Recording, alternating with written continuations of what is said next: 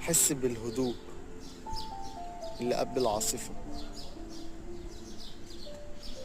حس انك سفينة في البحر، الموج عالي والموج بيشدك، بس انت بتكون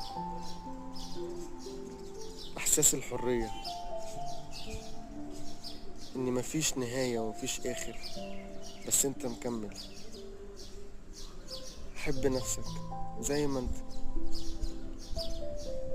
دايما اشتغل على نفسك، طور من نفسك. ما تسمعش كلام محبط، اسمع الكلام اللي يخليك ايجابي. والكلام الايجابي حتى لو مفيش كلام ايجابي برضو انت كمل. خلي عندك اكتفاء ذاتي، دعم نفسك، ما تستناش الدعم من حد.